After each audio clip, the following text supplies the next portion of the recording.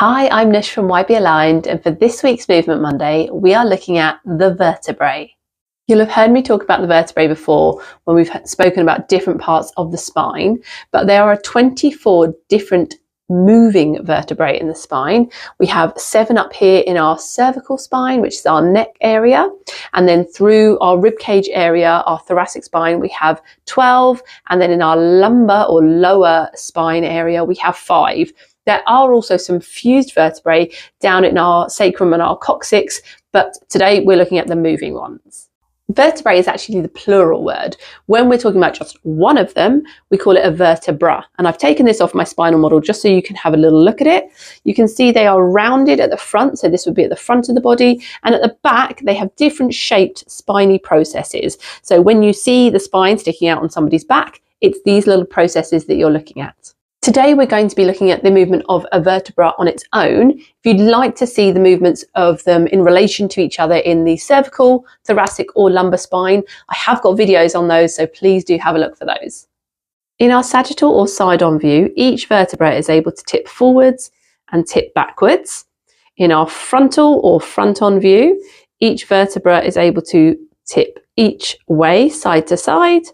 And in our rotational plane, they are able to rotate round to the right and round to the left. So while we are more focusing on the individual vertebrae today, I do want to just take another look at the spine, because you can see that the vertebrae are all beautifully stacked one on top of each other.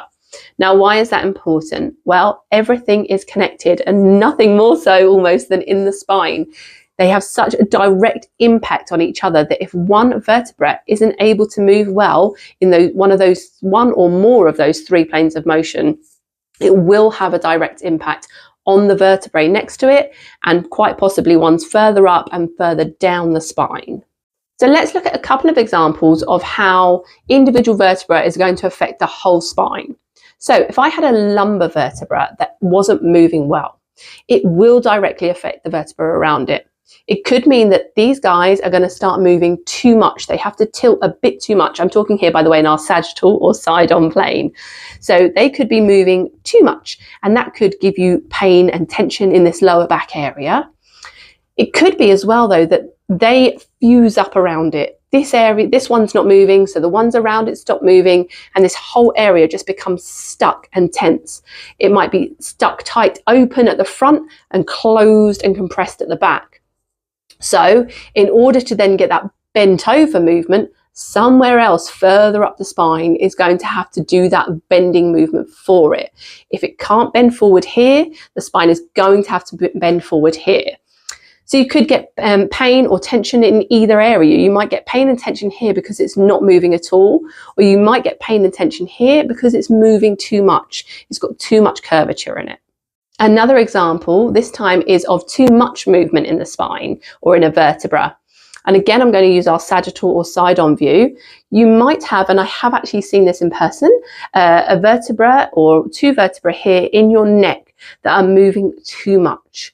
Now, that might not sound like too much of a problem. You think, oh, great, I've got extra range of motion. And in this particular case, the person was able to tip their head backwards and fully look at the ceiling.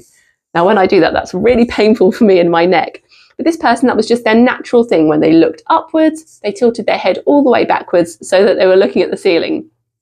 However, when they tried to tilt their head forwards, they found it really tight and tense in their throat and in their neck. And they also had reduced range of movement in this thoracic area. This just wasn't moving well. So although they had increased movement in one vertebra or one vertebral joint, the other area had to compensate. It wasn't able to move freely. What we want, therefore, is each and every vertebra to be able to move through its full range of motion, up, down, tilting left and right, and rotating left and right. Each of them to be able to do that beautifully on their own so that they can work in harmony with each other from top to bottom. And another thing I just want to touch on is the alignment of our vertebra. Ideally, we would want this lovely neutral spine like this one here, but a lot of us don't have that for various reasons over the years, whether it's injury, postural adaptations, whatever it might be. Our spines will have adapted into a different shape. Now, some common ones we will see are a lower back that is more curved than this. So it's much more open at the front, and you've got a bigger sort of deep C curve at the back. And that will mean that the vertebrae here are closed more at the back and open more at the front. And that's called lordosis. Another one that's quite common is where we get an over-rounding of the back here in this sort of thoracic spine area. So we're very much more closed at the front here and open at the back of these vertebrae. And that is called kyphosis. So it would look a little bit more like that. Unfortunately, this isn't very movable side on. Now, the other one that's quite common is something called scoliosis. And this is when you're looking at the spine from the front or the back, you get a sort of S shape. I'll see if I can do it with this. Yes, we can see it here. This is an S shape of the spine. It's scoliosis. So this is where we get that sort of waviness. They're not stacked in a straight line on top of each other. Instead, you've got that S shape to the spine. Now with scoliosis, what is happening, as I say, we're getting this S shape, and you can see that it means that these vertebrae are shifted more out to the side, and you're getting sort of more closing on this bit here, opening on this bit. And then in order to keep the head stacked over the pelvis, I'm then bringing it back over at the top. And so that I keep this lovely central line of stacking. Otherwise, I'd be walking with my head over to one side if I didn't sort of curve back on the S. Now, what can be interesting is, as I say, it's to do with this sort of side flexing and this shifting of the vertebrae. However, if you were also to rotate each individual vertebra slightly more, that can also start to appear as an S shape. So if these ones are rotating one way and these guys are starting to rotate backwards, this can present as an S shape, but actually it's a case that the spine of one is then sitting further round than the other, and again can present as an S shape. So if you do have a scoliotic spine, then it's worth looking into, have you got some rotation? Are you stuck in rotation in your spine? Or is it this shift side on frontal? Just something to worth bearing in mind. Usually I would now show you how to encourage movement back into the area that we've discussed today. So in this case, the vertebrae. However, I've already done videos on this of the cervical, the thoracic and the lumbar spine, which you can go back and visit, and that will show you how to get movement into each area. What I would say to bear in mind is really vision each and every one of those vertebrae moving within the spine. So whether that's the lumbar that you're trying to move, try and picture every single one of these vertebrae, each doing their little movement.